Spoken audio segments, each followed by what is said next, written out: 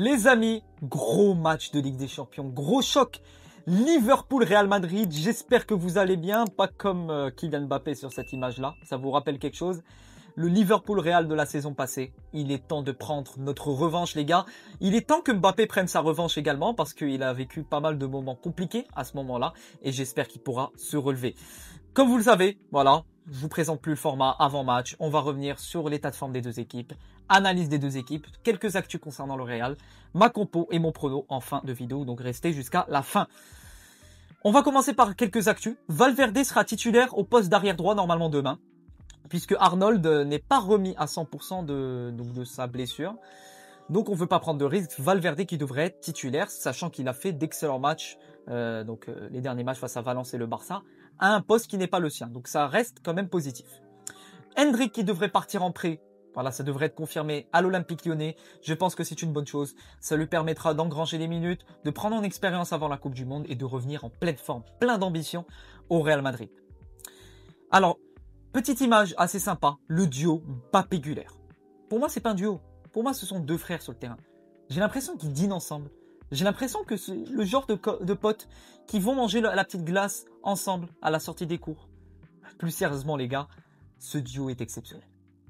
Ce duo est extraordinaire. Sur les 7 passes décisives, il me semble, de Güler, ce sont 7 passes pour Mbappé. Donnez-moi aujourd'hui, dans le monde actuel, deux joueurs qui se comprennent aussi bien. Et j'espère qu'ils se comprendront bien face à Liverpool parce que vraiment, c'est la révélation de la saison. Côté Real Madrid, c'est ce duo Mbappé-Güler.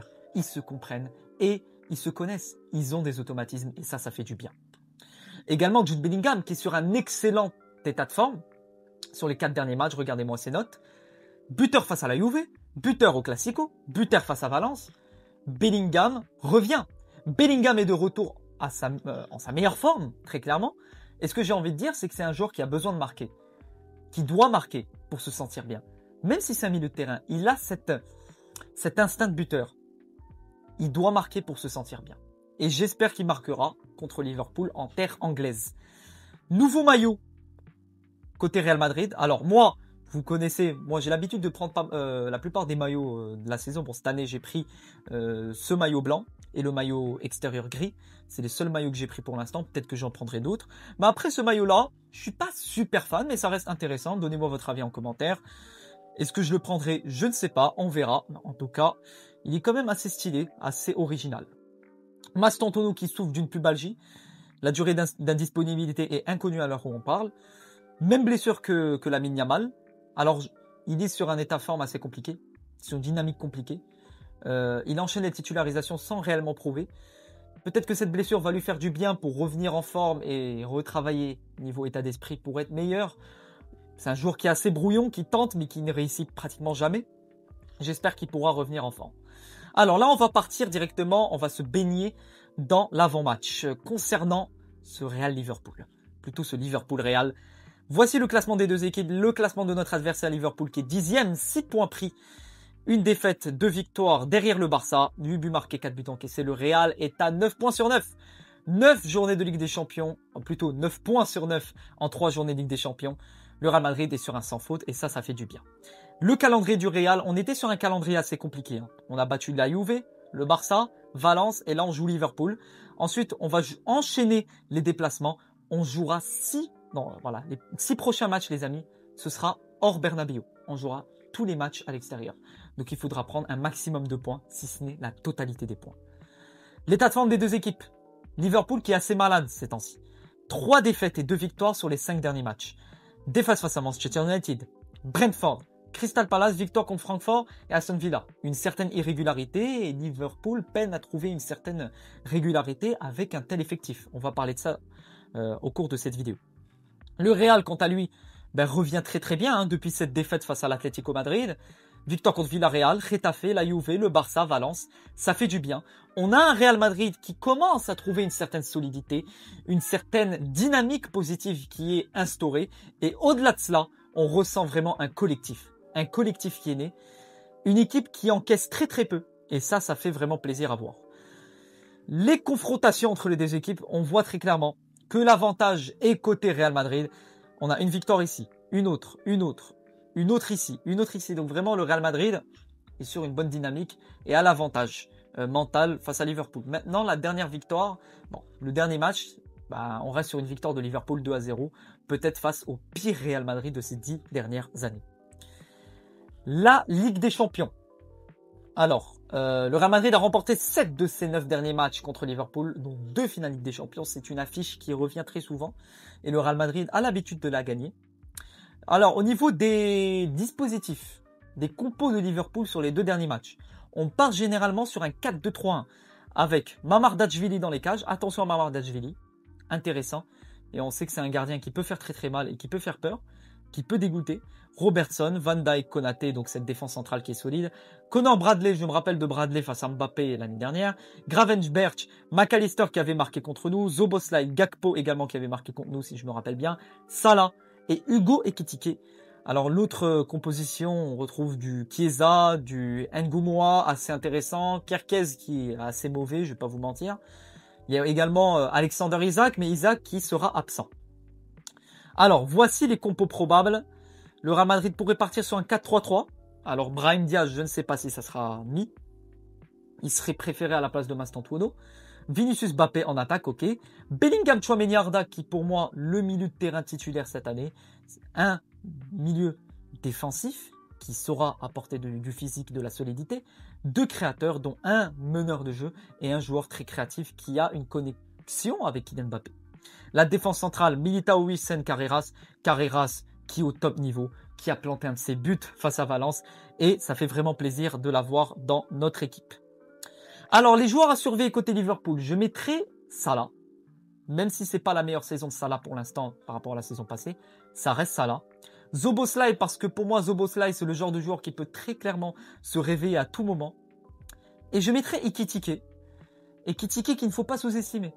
Ekitike qui est peut-être le joueur qui crée une certaine dynamique positive vers l'avant par rapport à Isak. Ekitike crée du jeu. Et pour moi, Hugo Ekitike a ce toucher de balle, ce côté créateur. Il sait distribuer, il sait organiser par rapport à d'autres joueurs comme Isak ou Florian Wirtz qui peinent à trouver sa place actuellement. Donc Isak qui sera normalement absent pour ce match. On sent la titularisation de Hugo Ekitike. La conférence de presse de Xabi Alonso. Alors je vous ai déniché 2-3 petites choses assez intéressantes. Déjà au niveau des tireurs de pénaux.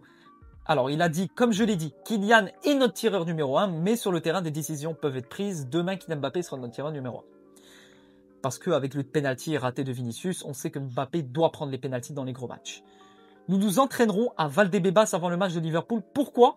Parce que je ne veux pas 200 caméras à l'entraînement. Et c'est aussi quelque chose d'intéressant. On voit que Xabi Alonso a cette mentalité. Veut prouver. Après le Classico, après la Juve, après Valence, veut enchaîner et veut réussir à, au-delà de gagner contre Liverpool, écraser Liverpool. Pour vraiment prouver au monde que le Real Madrid revient dans la bonne voie et le bon chemin. Alors, on va passer tranquillement à une petite prévia un peu détaillée. Au niveau de l'avant-match donc de ce Liverpool-Real, la compo. Alors, là c'est les compos probables. Ils ont mis Camavinga ailier droit. À ne pas sous-estimer Camavinga qui avait fait un excellent match à ce poste-là au Classico. Ils ont mis Bellingham, Güler, Vinicius. Donc après c'est du classique. Wirtz, Ekitike, Salah, Gakpo, McAllister, Gravenberch. Ok, Szoboszlai latéral parce que Frimpong sera absent. Donc voici les compos probables. Alors au niveau de Liverpool, j'ai envie de revenir quand même sur quelque chose d'intéressant, c'est leur effectif. Il faut savoir qu'ils ont fait un mercato XXL. Un mercato à je sais pas combien de milliards, peut-être 500 milliards, évidemment je plaisante. Ils ont recruté Mamardashvili. Ils ont recruté qui encore ? Kerkez, Frimpong, Florian Wirtz, qui encore ? Alexander Isak et Hugo Ekitike. Donc ils sont partis sur quand même énormément de recrues et ils ont fait un mercato XXL. Maintenant, quand tu vois ces transferts-là, des transferts à 112 millions, des transferts à 70, à 140 millions, ça peine à prendre marche. Parce qu'il faut savoir quelque chose, les gars, c'est que dans une équipe de foot, si tu changes la majorité des joueurs, ils auront du mal à se comprendre. Alors que si tu changes brique par brique, comme l'a pu faire le Real Madrid cette année et les saisons passées, tu as ce joueur qui doit s'adapter. C'est pas l'effectif qui doit s'adapter à le collectif. Ça sera un nouveau collectif. Là, c'est joueur par joueur, mais là, ils ont vraiment chamboulé totalement leur effectif. Alors, au niveau de leur dernier match, comme vous le voyez, une dynamique assez négative pour Liverpool, qui peine à retrouver une dynamique positive, très très compliqué pour eux. Alors, la compo, je partirai sur un 4-1-2-1-2, donc un 4-4 de losange comme face au Barça. Je pense que le milieu de terrain sera important dans ce match. La bataille du milieu sera importante. Vini, Mbappé en attaque. Jude Bellingham qui sera dans ce poste de milieu offensif un peu numéro 9, qui peut très clairement se projeter vers l'avant. Tchouaméni en 6, donc ça bouge pas. Où est Aurélien Tchouaméni? Juste ici. Arda Güler. Voilà. Je titulariserai Fede Valverde. Eduardo Camavinga. Valverde latéral, puisque si on se tient aux informations, ça devrait être Valverde. Carreras, comme d'habitude. Dean Huijsen. Bon, après, là, c'est du classique. Huijsen, Militao. Et enfin, Thibaut Courtois. Voici la compo que j'aimerais voir face à Liverpool. Donnez-moi votre avis en commentaire. Maintenant, les amis, on va passer à mon prono. Voilà. Ça sera un match qui peut être ouvert, qui peut être compliqué. Maintenant, si on se tient à la dynamique du Real et de Liverpool, j'ai l'espoir. J'ai l'espoir de gagner avec un grand score. Désolé les fans de Liverpool qui regardent cette vidéo, j'ai une pensée pour vous. Je partirai sur une victoire 4-1 du Real.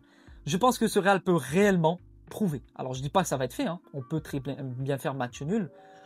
Alors j'espère pas perdre parce que voilà, on est sur une bonne dynamique, je pense pas perdre, mais peut-être la pire chose qui peut nous arriver, c'est un match nul.